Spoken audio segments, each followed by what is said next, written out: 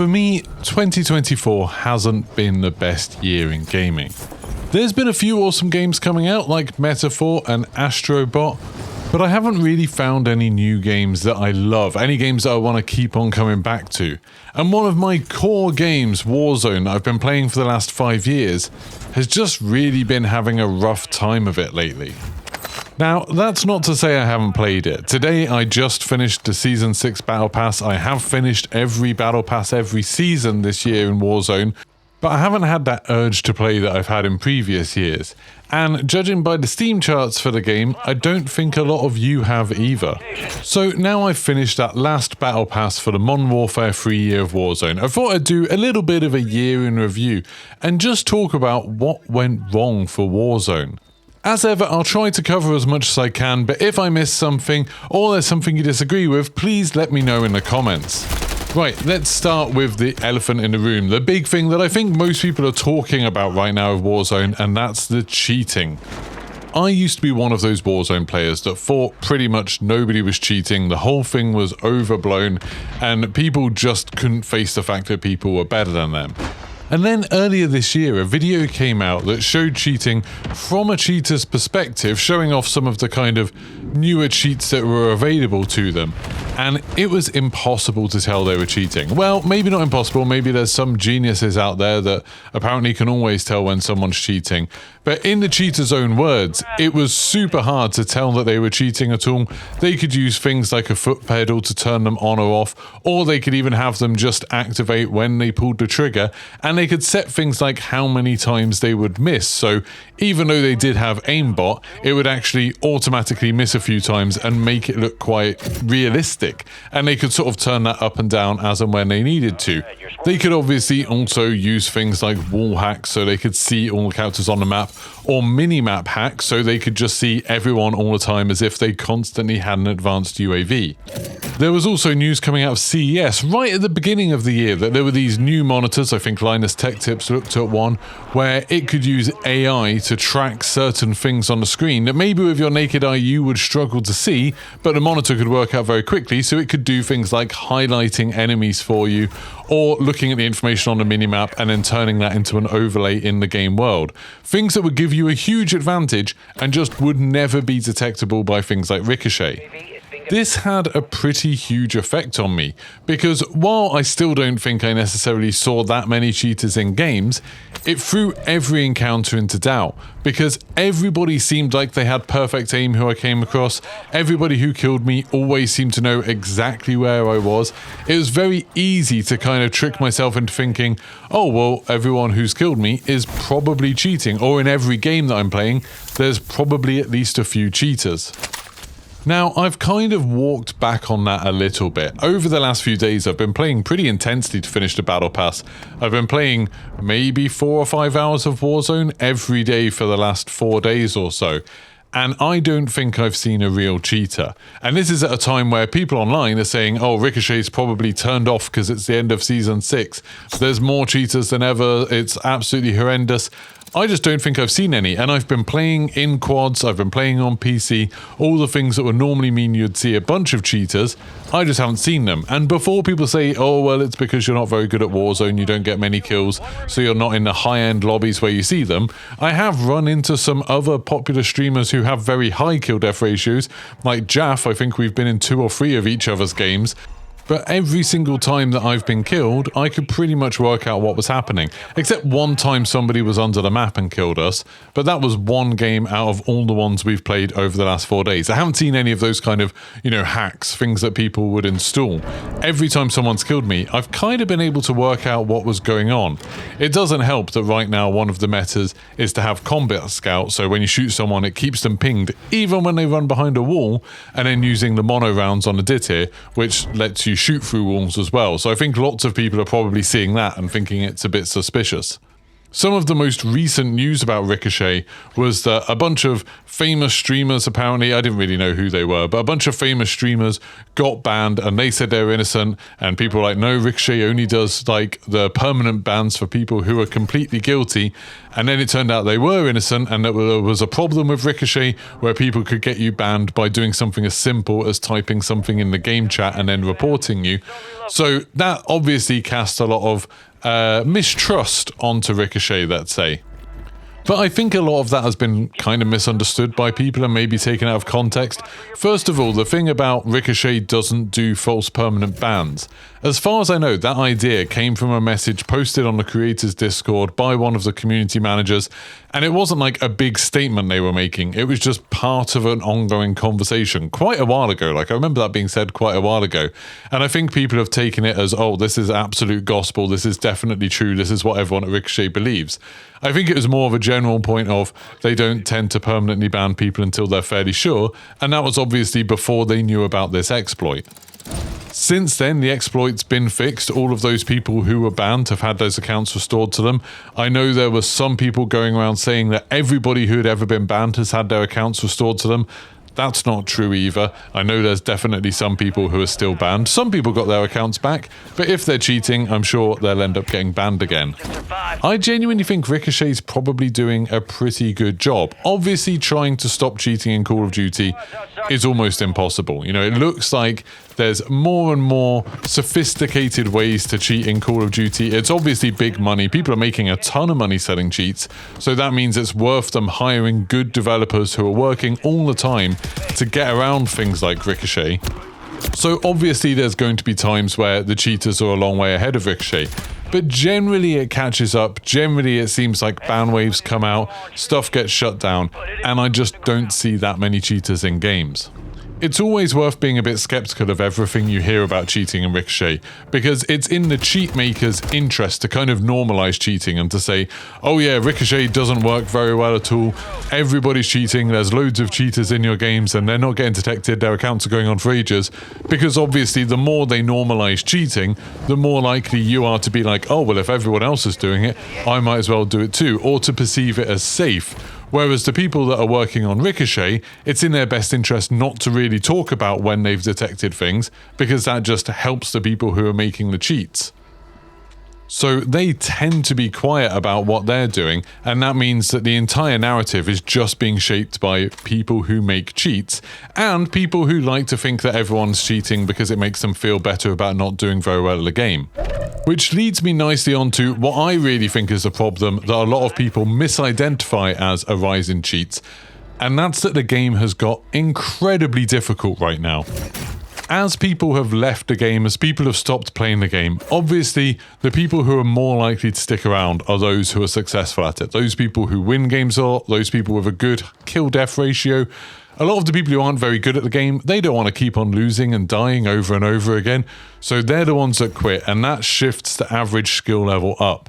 And I think that's been getting higher and higher lately, to the point where the vast majority of lobbies that you get in, there's a lot of people in the match who are insanely good at the game. You know, they know how to slide cancel, they know how to abuse auto-aim, they know all of the head glitches, they've got really good movement.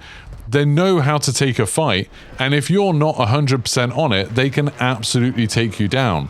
That used to be the exception. Occasionally you'd see someone playing like that, and it'd be like, oh wow, they're really good. Nowadays, that's just normal. That's how I expect pretty much every fight I get into to go. And as someone that's not that good at Warzone, that really sucks. It's not a lot of fun to play against these people. In the past, when there was more people playing Warzone, like just looking at the Steam charts, if it says there's, you know, around 40 to 50,000 people playing on Steam, whereas when Steam charts first came out during the Modern Warfare 2 year, there used to be 150,000 people playing, or even, you know, north of 200,000 people. I think the highest it's been is 400-something thousand people. That obviously means there's a lot less people playing, and that gives matchmaking a much harder job of trying to match you up, not just with connection in your region, but also skill level. There's probably a lot less lobbies happening at any given time, and that means you're more likely to get put up against people who are just a lot better than you. I genuinely think skill-based matchmaking is a good thing, and I think it's not working right now because there's not enough people. In the white paper that Call of Duty put out earlier in the year explaining how matchmaking works, they made it clear that your matchmaking time and your connection is much more important than skill. So those are the things that will get taken care of first. And then if there's enough people to match up into lots of different lobbies, then it will worry about skill-based matchmaking. And I just don't think that's happening right now. So right now, people who are not very good at the game at all are getting matched up against people who are absolute demons. And in my mind, that's not a lot of fun for anybody. It also gives people the impression that more people are cheating because you're playing against people who are way out of your league. And especially if you're playing something like trios or quads, those people will be communicating really, really efficiently. They'll be pinging, they'll be having plans about how to find you, etc. They'll have loads of information available to them because they're sharing it amongst each other, and they're moving incredibly quick. It can be really difficult to understand from a kill cam what happened, how they found you, how they knew you were there, and how they managed to kill you so fast. Now let's switch topics onto another thing that I think Call of Duty has done spectacularly badly this year, and that's content, especially for Warzone. Now, I haven't made any secret of the fact I think Modern Warfare 3 has probably been the worst year for Call of Duty in terms of the game that they've released. I think Modern Warfare 3 itself, the campaign was terrible. I don't think Zombies was that great. It was okay at first, but then the support for it absolutely died off. Multiplayer mechanically was fine, but they were just releasing maps that we'd already had before. All the weapons were kind of boring. It just felt like there wasn't anything particularly creative or interesting at the beginning of the year. Then across the year, while they have released a few interesting multiplayer maps, they haven't fixed some of the core problems with the game, like private games are still completely broken. So many of the custom options for them don't work at all. As I said, Zombies they didn't support in any kind of meaningful way. And Warzone has had what I think might be the least content added to it in any of the years that it's been running. We did get Fortune's Keep back as a rebirth map, and while I kind of like that, you know, I do like Fortune's Keep, I think it's a really good map, it seemed like it wasn't really anything new. We'd already had Fortune's Keep. The new version of it, while a little bit different, wasn't incredibly different. It felt very, very familiar. And it just kind of reminded me of the weird thing that Call of Duty have been doing, where they arbitrarily take things away and then they add them back in and say, hey, look, this is a new thing for you. You know, we didn't lose Fortune's Keep all that long ago at the end of Warzone 1. So it seems strange for them to bring it back and be like, hey, you remember this? This was great. And it's like, yeah, you took this away from us. You're the ones that stopped us from being able to play on this map. Now you're just putting it back. And then the next map they released was Rebirth Island, which exactly the same thing happened. Yes, there's a couple of differences, but not really major ones. And it was just a map that we've already had, that we've played for absolutely ages before, and them just putting that back into the game.